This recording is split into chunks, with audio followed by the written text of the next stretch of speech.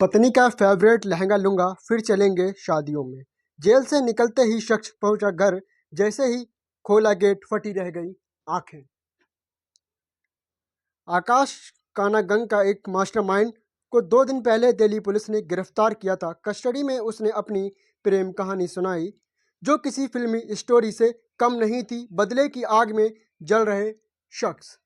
दोस्तों, वो 27 साल का था जब पुलिस ने पहली बार उसे कोरोना महामारी के दौरान हत्या के केस में गिरफ्तार किया, तिहाड़ जेल में भेज दिया था। वह जेल में अपनी पत्नी के फ़ोन कॉल से ज़्यादा बाहर निकलने का इंतज़ार कर रहा था। जेल में दोनों को हफ्ते में 2 बार मिलने की इजाज़त मिली।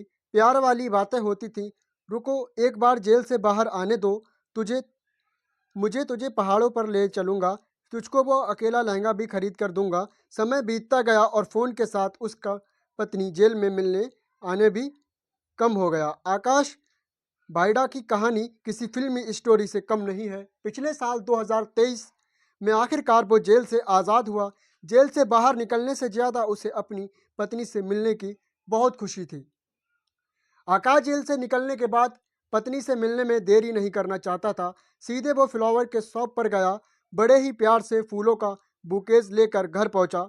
डोरबेल बजाई, फिर एक ही पल में उसकी सारी खुशी चेहरे से गायब हो गई। वो घर में नहीं थी।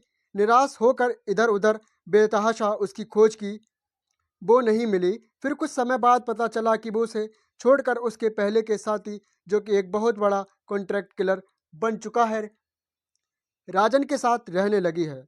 गुस्सा 7वें आसमान पर था। वो तुरंत उसे मार देना चाहता था, बदले की आग में जल रहा था। लेकिन राजन कोई छोटा मोटा आदमी नहीं था, एक बड़े गैंगस्टर का राइट हैंड हुआ करता था।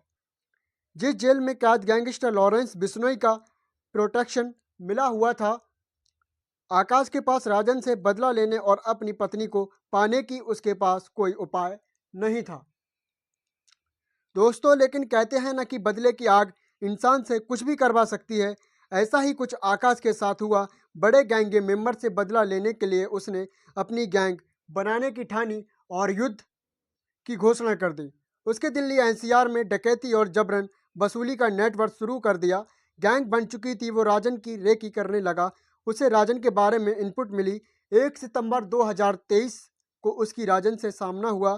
फिर आकाश ने कालिंदी कुंज के उसके घर में आग लगा दी। दोस्तों, हालांकि राजन किसी तरह जान बचाकर भाग गया, आकाश का पहला अटेम्प्ट फेल हो गया।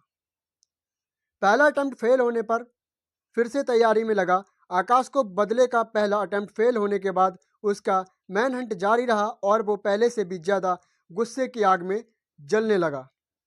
लगभग 7 महीने की खोज और रेकी करने के बाद 2 दिन पहले ही उसे राजन की दोबारा लोकेशन मिली।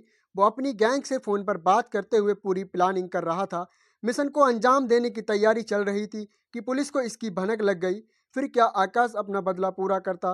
रास्ते में पुलिस आ गई, जिससे वो बेपरवाह था। राजन को मारने का दूसरा अटेम्प्ट भी बहुत बुरी तरह फेल हो गया।